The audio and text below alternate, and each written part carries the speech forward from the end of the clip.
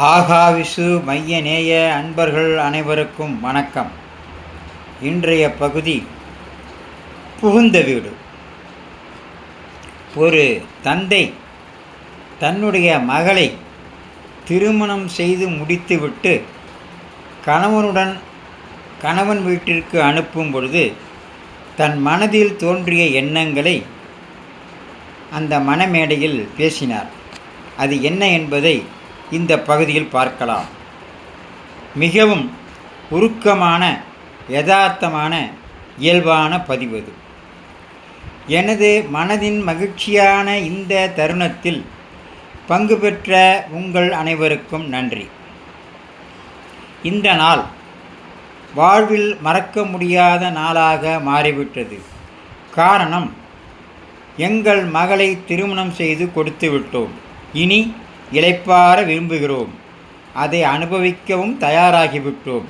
ஆனால் அதற்கு நீங்கள் அவளை மகிழ்ச்சியாக வைத்து கொள்ள வேண்டும். நான் எதிர்பார்த்ததை விட நீங்கள் அவளை மகிழ்ச்சியுடன் வைத்து கொள்வீர்கள் என நம்புகிறேன். அவள் என் வீட்டில் துள்ளி திரிந்ததை விட உங்கள் வீட்டில் மகிழ்ச்சி துள்ளலோடு இருப்பாள் என நம்புகிறேன். இருந்தாலும் எல்லா சராசரி தந்தையைப் போலவும் நான் இதை திரும்ப திரும்ப சொல்கிறேன். தயவு செய்து அவள் மகிழ்ச்சிக்கு குறை ஏதும் இல்லாமல் பார்த்து கொள்ளுங்கள். அவள் எப்போதுமே எனக்கு பாரமாக இருந்ததே இல்லை. இனியும் ஒருபோதும் பாரமாக இருக்க மாட்டேன் என்று கருதுகிறேன். பாரமாகவும் இருக்க மாட்டாள் என்று கருதுகிறேன். இனிமேலும் நான் அவள் எனக்கு ஒரு பாரமாக இருப்பாள் என்றும் கருத மாட்டேன்.